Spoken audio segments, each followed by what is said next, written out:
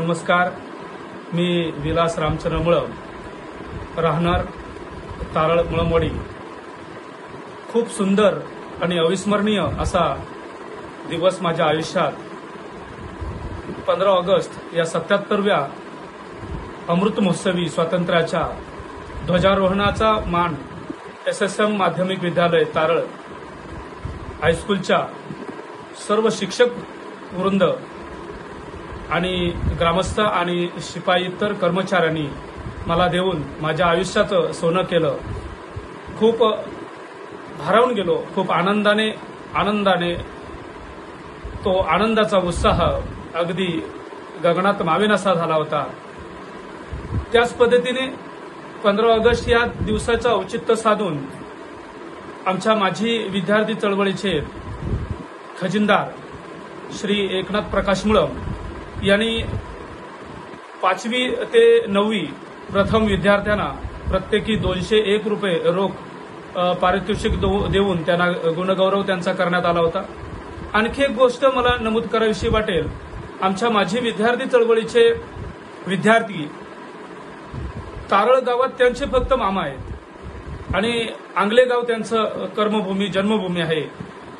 मुंबईमध्ये ते वास्तव्यास आहेत, हॉस्पिटलमध्ये काम करतात आणि असे आमचे सल्लागार प्रमोद दादा नारकर यांचं मनापासून मी कौतुक करेन, कारण त्या व्यक्तीने ह्या तारळ गावच्या माझी विद्यार्थी चळवळीत एवढं स्वतःला झोकून दिलेलं आहे की माझी विद्यार्थी चळवळीचे सर्व कार्यक्रम, सर्व उपक्रम, सर्व चांगल्या वाईट गोष्टीमध्ये ते हिरिहिरीने भाग घेतात आणि अशा प्रमोद दादांना सुद्धा मी मनापासून शुभेच्छा देतो, धन्यवाद देतो। त्यांनी असंच माझी विद्यार्थी चळवळीस सहकार्य करावं।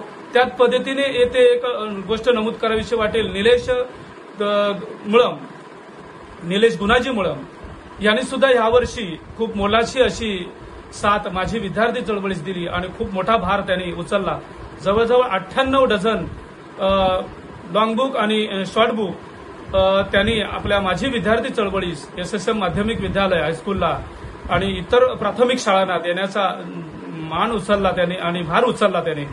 तर अशा निलेश गुणाजी मुळम यांचं सुद्धा मी मनापासून अभिनंदन करतो, आभार व्यक्त करतो। फायर सेफ फाउंडेशनच्या माध्यमातून त्यांनीही आम्हाला मदत मिळवून दिली होती, त्यांना सुद्धा शुभेच्छा देतो। 15 ऑगस्टच्या स्वातंत्र्य दिनाचे काही ध्वजारोहण माझ्या हस्ते झाला, त्याचा व्हिडिओ पुढील प्रमाणे।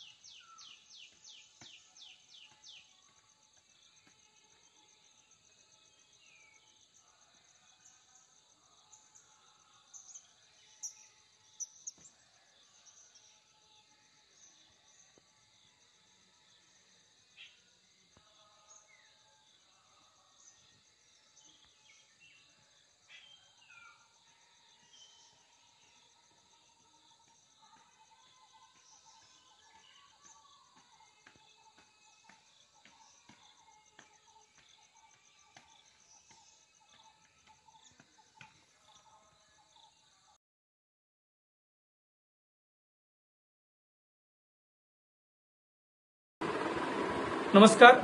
त्याच पद्धतीने आमच्या एसएसएम माध्यमिक विद्यालय तारळ हायस्कूलच्या विद्यार्थिनींनी 15 ऑगस्टच्या स्वातंत्र्य दिनाच्या पार्श्वभूमीवर एक सुंदर असं गीत गायन सादर केलं होतं, ते पुढील प्रमाणे।